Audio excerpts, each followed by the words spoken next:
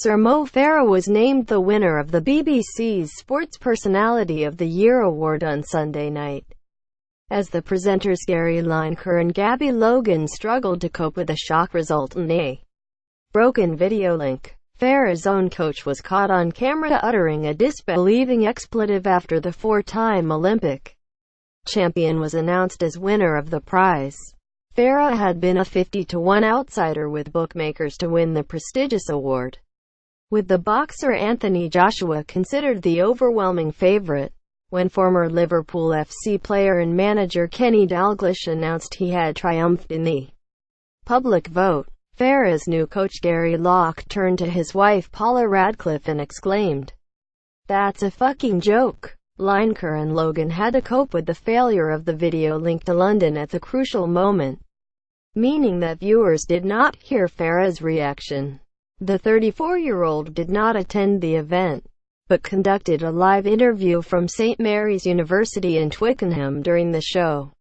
His daughter sat alongside him, helping to take care of Farah's 2-year-old son who was suffering from a vomiting bug. At one point, she picked up her irritable brother and rushed from the room to howls of laughter from the studio audience. Joshua, a 3-time heavyweight world title belt holder, attended the ceremony alongside 10,000 others and had been widely expected to triumph, but he was 18 votes short of the podium, finishing behind Paralympic sprinter Yanni Peacock and Superbikes rider Jonathan Rea. When the video link was re-established, Farah did not disguise his surprise that he had won with 83,524 votes to Rea's 80,567. "I am pretty amazed," he said. "There are such great people on the shortlist, from Anthony Joshua to Lewis Hamilton and Yanni Peacock." Facebook, Twitter, Pinterest. Gary Lineker and Claire Balding with Yanni Peacock and Jonathan Rea at the Liverpool Echo Arena. Photograph, David Davies, PA. "I do wish I was there. I wish I was giving back to people. My son and twin daughters have been sick. In fact, while I was in the room, my son was throwing up everywhere.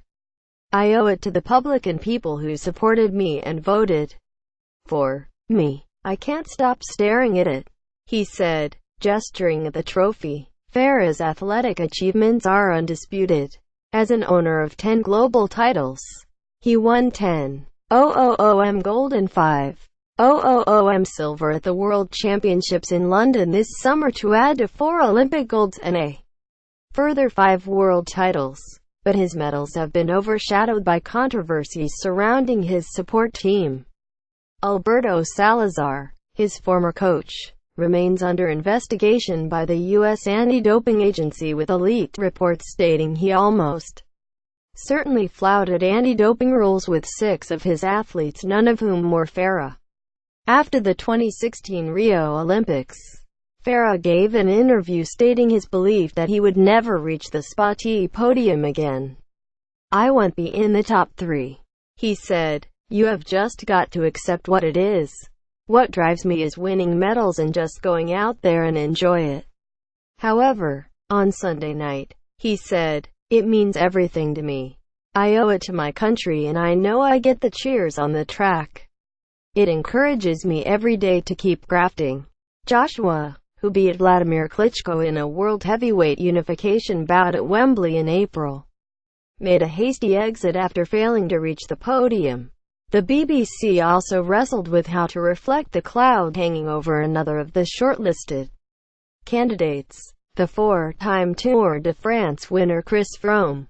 The cyclist had been third favorite to win the award after making history by winning the Tour de France and Vuelta a España in the same year.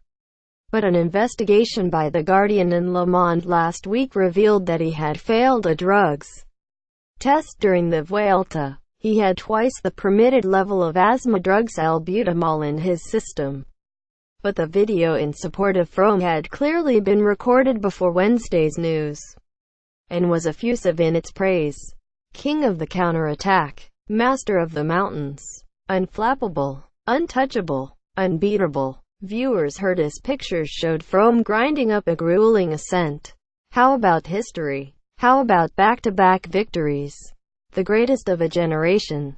No ego here. No celebrity. History man. Family man. Stomach churning. Pedals keep turning. Balance was needed, and it was up to Claire Balding, one of 3 presenters alongside Lineker and Logan, to provide it. Tough questions were in order, but this was not so much an interrogation as a gentle stroking over. The video linked to Miyaka, where Frome has remained on a training camp with his Team Sky team mates. What's your take on it and the concern caused? Asked Balding. Frome, 32, looked noticeably uncomfortable but said, "I do completely get it. I understand the concerns. I've been a bike rider for 10 years. I know how some people might look at our sport. That's a responsibility that I take really seriously. I'm an asthmatic and I have been since I was a child. I have a puffer to help me manage my asthma. I've never taken more puffs than I should. This is quite a horrible situation. We're working as hard as we can to get to the bottom of it." The 4 women who made the 12-strong shortlist: Bianca Walkden, Anya Shrubsole, Elise Christie and Johanna Kontna, only accounted for 8% of the vote, but Jessica Ennis-Hill, who has never won the main award, was honored with a Lifetime Achievement Award.